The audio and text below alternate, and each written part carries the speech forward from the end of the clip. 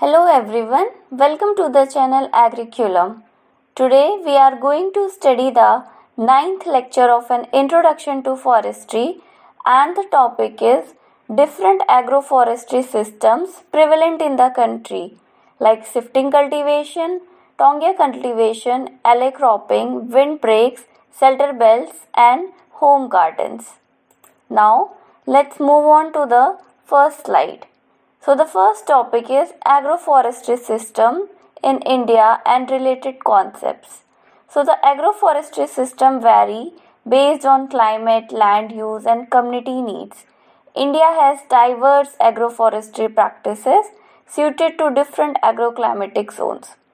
सो आपको पता है कि हमारे इंडिया में कई सारे 15 एग्रो क्लाइमेटिक जोन्स होते हैं, तो सबकी अलग अलग क्लाइमेट होती है, वहाँ पे अलग अलग लैंड यूज़ होता है, अलग अलग कम्युनिटी की वहाँ पे नीड्स होती है. फर्स्ट है major agro forestry systems prevalent in India. अब हम देखेंगे कि डिफरेंट टाइप्स के जो हमारे एग्रो फॉरेस्ट्री सिस्टम है वो क्या क्या है हमारे इंडिया के अंदर. So the first one is agri-silviculture system. An agroforestry system where agricultural crops are grown in combination with forest trees on the same land unit, either simultaneously or sequentially.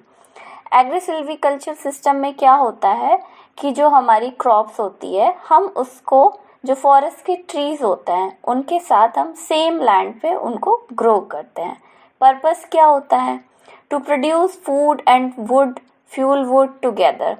जब आप क्रॉप ग्रो करोगे तो उसके साथ जो है क्या निकल के आएगा आउटपुट हमारा निकल के आएगा फूड. और जब हम उसके साथ साथ ट्रीज को ग्रो करेंगे तो उससे क्या निकल के आएगा? फ्यूल वुड निकल के आएगा, टिम्बर निकल के आएगा.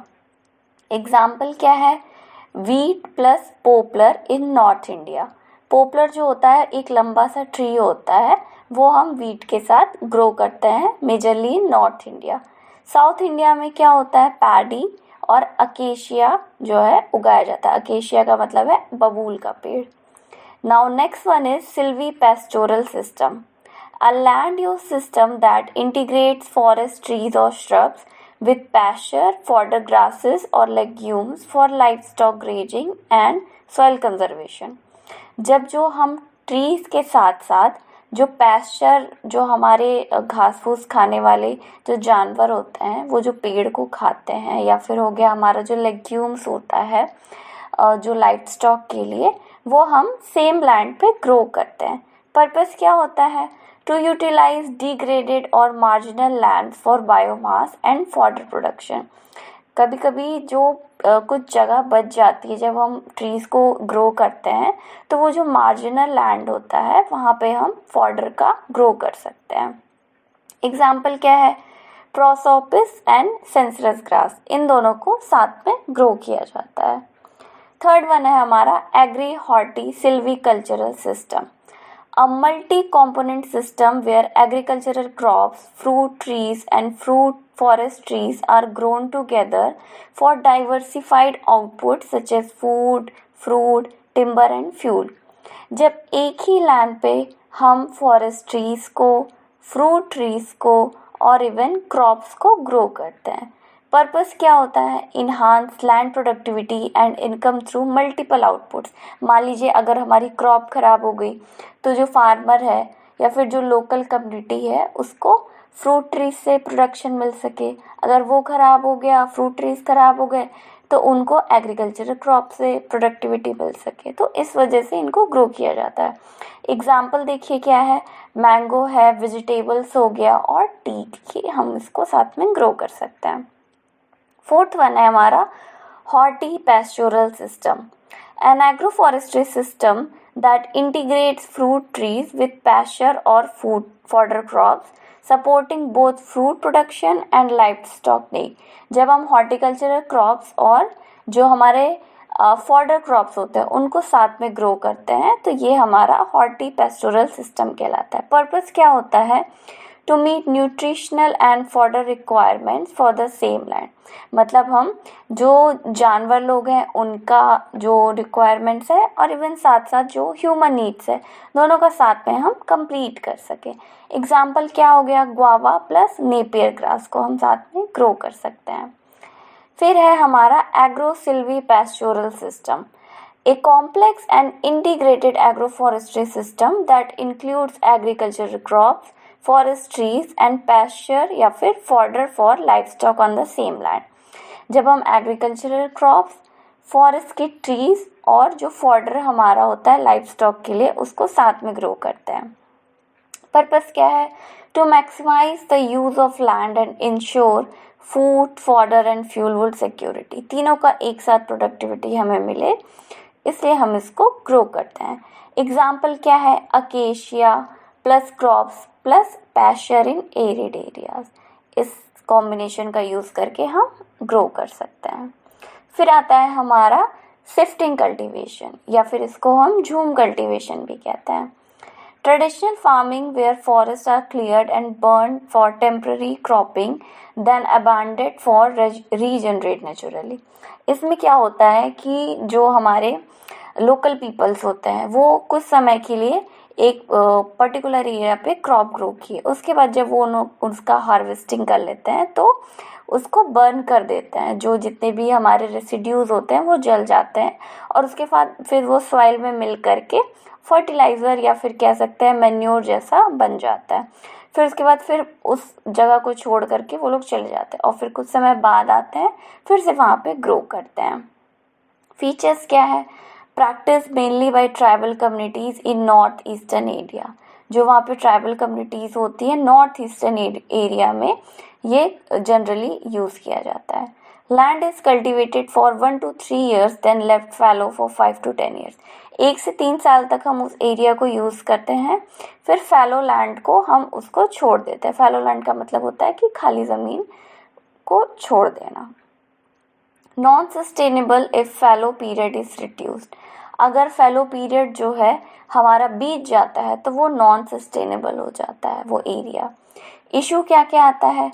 सॉइल डिग्रेडेशन हो जाता है, डिफॉरेस्टेशन हो जाता है, लॉस ऑफ बायोडाइवर्सिटी होता है।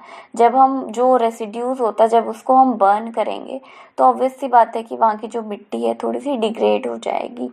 डिफॉरेस्टेशन होता है इसकी वजह से क्योंकि हम उसको जला देते हैं और बायोडाइवर्सिटी का लॉस होता है क्योंकि वहाँ पे माइक्रो ऑर्गेनिज्म पाए जाएंगे और वो जल करके ख़राब हो जाते हैं। फिर आता है हमारा taungya system, a joint forestry and agriculture system where farmers grow crops between young forest plantation।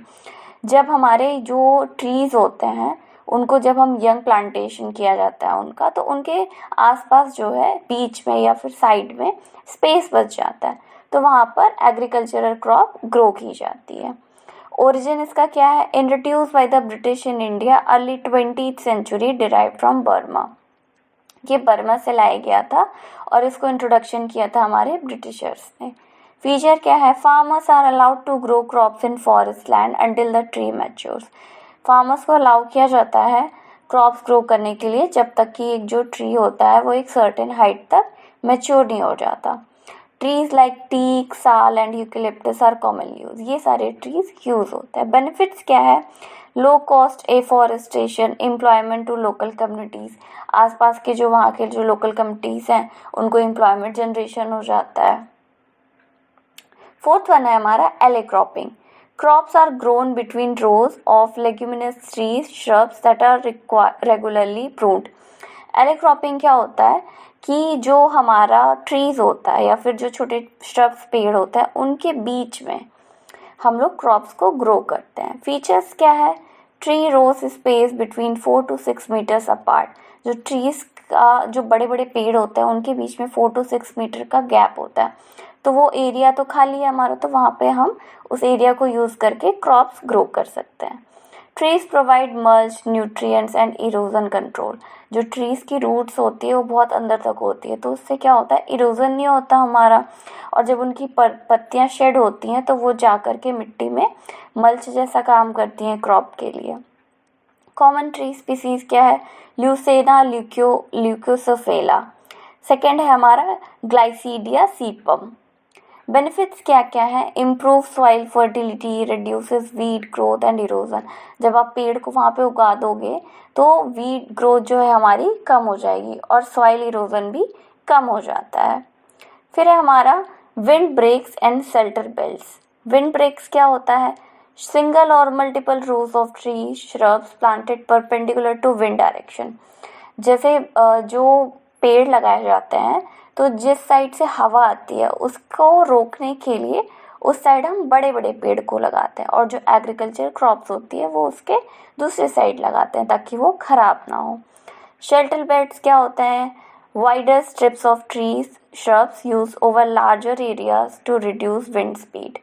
मतलब काफ़ी लंबे एक एरिया में हम इसको लगाते हैं ताकि जो विंड है वो ब्रेक हो सके। पर्पस क्या होता है? Protect crops, reduce wind erosion, conserve moisture and improve micro climate. जो क्रॉप्स होती हैं उनको गिरने से या फिर क्या बोलते हैं शेड होने से ये हेल्प करता है। जो विंड इरोजन होता है उससे हेल्प करता है। हमारा जो सॉइल की मॉइस्चरनेस है वो कंजर्व रहती है। कॉमन स्पीसीज क्या है? कैजुरीना है, यूकेलिप्टस है, अकेशिया है, नीम्स है। ये सारी चीज़ें हम यूज़ करते हैं। होम गार्डन्स क्या है? डेफिनेशन क्या है इसकी? Multi tiered agro forestry system practice near homes with a mix of trees, shrubs, crops और एनिमल्स। जब हम अपने घर के आसपास ट्रीज लगाते हैं, श्रब्स लगाते हैं या फिर क्रॉप्स लगाते हैं या फिर एनिमल्स का रियरिंग करते हैं तो ये हमारा होम गार्डन कहलाता है। फीचर्स क्या है? हाईली डाइवर्स है, इससे हमें बहुत सारी चीज़ें मिलती हैं जैसे फ्रूट्स हो गया, वेजिटेबल्स हो गया, टिम्बर हो गया, मेडिसिनल प्लांट्स हो गए, इवन पॉलिट्री से भी बहुत सारी चीज़ें मिलती हैं। Very efficient use of small land area. हम एक छोटे से एरिया में कई सारी चीज़ें यूज़ कर सकते हैं और जो इनके बाय प्रोडक्ट्स होते हैं हम इसको एक दूसरे में यूज़ कर सकते हैं। Common in Kerala, West Bengal, north eastern India. ये जगह पे ये बहुत ज़्यादा कॉमन एरिया प्रैक्टिस होता है। बेनिफिट्स क्या है? Food security and nutritional diversity. जब आप एक ही लैंड पे कई सारी चीज़ें ग्रो करोगे तो फूड की सिक्योरिटी होती है। मान लीजिए आपकी क्रॉप्स ख़राब हो गई तो आपको पॉलिट्री से कुछ चीज़ें मिल जाएगी। अगर दोनों ख़राब हो गया तो जो हमारे पेड़ होते हैं उनको टिम्बर का यूज़ करके आप उसको बेच करके फिर आप रेवेन्यू जनरेट कर सकते हैं।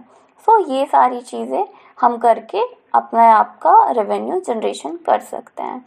So that's all for today's lecture. I hope you like this lecture. So kindly like, share and comment. Thank you so much.